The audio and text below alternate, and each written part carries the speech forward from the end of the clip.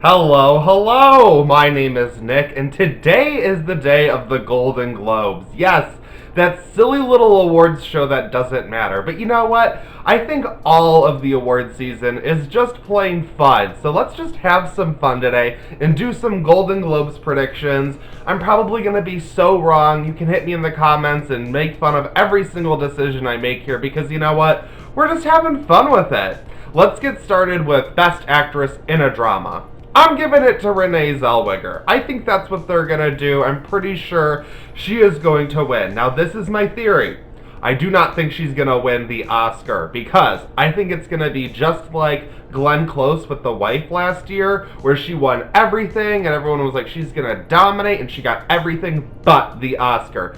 I think that's going to happen with Renee Zellweger. I think that's going to be talk for the Oscars, but in order for that theory to play out, she's got to win everything else. So we're starting here with the Golden Globes. I'm pretty sure they're giving it to Renee. So moving over to the Best Actor in a Drama, Joaquin Phoenix and Joker. I know a lot of people are saying Adam Driver can really bring this one home. They really like him. But I think they have proven that they really like Joker. They even nominated Todd Phillips for director. Did anyone see him getting a single director nomination? No. So I think they really like Joker. So I think that, plus I think he deserves it. I think he deserves the Oscar as well. So we'll see what happens. But I'm going with Joaquin Phoenix. Moving down the list to Best Actress in a Comedy, I'm going to go with Awkwafina in The Farewell because she's still in the running, I think, maybe to get into the Best Actress Oscar race, we'll see. But it's one of those performances that's actually a serious performance. However, they threw it into the comedy category. I mean, it's one of those. So I think they're going with Awkwafina. However, I would be happy to see Ana de Armas, steal it. I would have no problem with that. I loved Knives Out. I thought she was fantastic in it. But we'll see what happens. We'll see what happens. Best Actor in a Comedy, I think is going to Eddie Murphy. I think he's got the whole comeback campaign narrative, much like Renee Zellweger. I just watched Dolomite Is My Name last night, actually. I thought it was fantastic, and he's so good in it. I can see them giving it to him, again, just for that narrative. Leonardo DiCaprio looks like the obvious choice, but here's the thing. Back in 2013 or 2014, it would be, when he was up for The Wolf of Wall Street, he won Best Actor in a Comedy. And so I think he's kind of already won the Globe for, actor in a comedy that really deserves to be in the drama category. Like, I think they've already showered him with enough Globes. I think Leo's getting snubbed. I think he's getting snubbed at the Oscars too, but that's a whole different video. Now, I think it's going to go to Eddie Murphy because the rest of the talent, I mean, again, Daniel Craig could rally, you never know. Roman Griffin Davis, I'm so glad to see he was nominated for Jojo Rabbit. I'm glad he gets a major nomination here. Good for him, but I don't see him winning at all. Taron Egerton could. I mean, I was rooting for him for a while. I'm like, if we're going to give all the awards to Rami Malek, well, then Egerton deserves them too. But now here we are. I just think that Eddie Murphy has a better story. So I'm just sticking with that. We're going with that. Now for Best Supporting Actor, I think this one is a lock. This one is easy. It's Brad Pitt in Once Upon a Time in Hollywood. He's, I think, going to clean up in all of the supporting races this year. I didn't even care for that movie that much, and I don't care for him as an actor. If you saw my review for Ad Astra, you'd know I just don't like him, but he was so good in this. He was so good. And I would go with Tom Hanks as like a runner-up, but he's getting the Cecil B. DeMille this year. So they're already awarding him. These shows, they like to spread the love, which I like that. They should spread the love. So I'm going with Brad Pitt. You might argue, well, what about Al Pacino and Joe Pesci? I think they're going to split the vote. I also don't think The Irishman is going to clean up as well as a lot of people expect it to. That's my hot take, the one that I could be super, super, super wrong about here. But I'm just going with Brad Pitt for this category. Moving on to Best Supporting Actress, this is where it gets tricky. This is really tricky because I have Jennifer Lopez as my winner because I really want her to win. but I could easily see Laura Dern stealing this one. She has been in the conversation since people saw Marriage Story. They love it.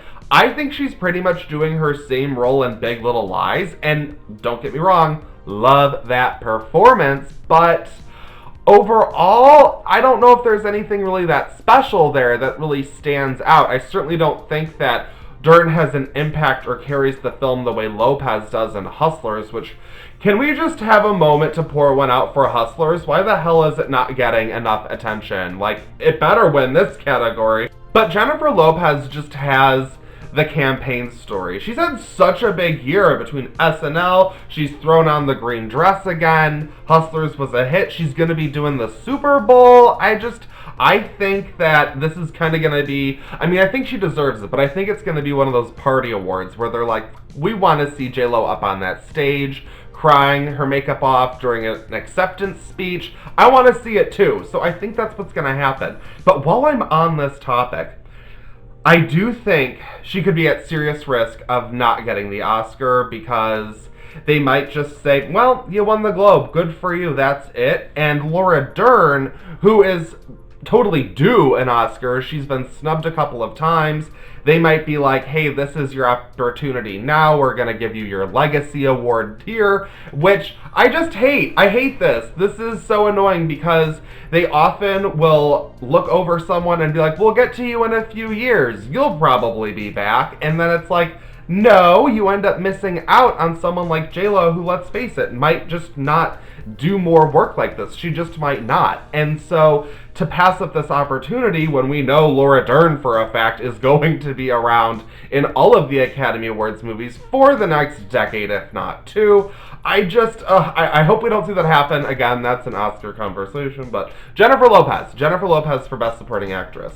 Let's move on. Best Animated Film. I'm going with Frozen 2. A lot of people are saying Toy Story 4. I'm saying Frozen 2. I could be super wrong. I didn't really care for either of them, so I might just not have the best opinion on this one, but I just feel like Frozen 2 is fresher, so we'll see what happens. Foreign language film, obvious lock. It's Parasite. I mean, I wouldn't mind if they gave it to Portrait of a Lady on Fire and then, you know, awarded Bong Joon-ho in writing and directing, but I think Parasite is the safe winner here. It's gonna be Parasite. Now, in those writing categories, and directing, for screenplay, I have Noah Baumbach winning for Marriage Story. I think this is gonna be the one category that they award Marriage Story. I think it's his movie, it's totally him. It makes sense to me. It makes sense. But over in director is where I think Bong Joon-ho is going to clean up. I think he is going to nab that award right out from under Scorsese and Tarantino. I wouldn't hate seeing Todd Phillips winning this one, honestly, as like kind of a screw you award. Like, it would just be really funny, but I just think that Bong Joon-ho did such a phenomenal job, I can't see them overlooking this one. Now for Best Motion Picture, Comedy or Musical. It's Once Upon a Time in Hollywood. This is where I think they're going to award this one. I think it's going to get this and Brad Pitt. I don't think Tarantino's getting a writing or directing award. And the interesting thing is, really quickly on this movie, I did not love it. I loved the experience of it. Like, watching this movie was kind of like wrapping yourself up in a cozy blanket. It's like, oh, I could hang out here for 3 hours. But then afterwards, when you're looking at it, you're like, I didn't like any of that story. I mean, that's how I felt, not you. But I'm just saying, I think it overall is a fun experience of a film and will probably steal this award, maybe even get into the Best Picture conversation. Actually, a lot of people are saying this is like the front runner for Best Picture, which I'm like, this is a sloppy-ass movie, but whatever. I would like to see Knives Out pop in there and steal this award, but I think it's going to Once Upon a Time in Hollywood. It makes sense. As far as them spreading the love, it makes sense to me.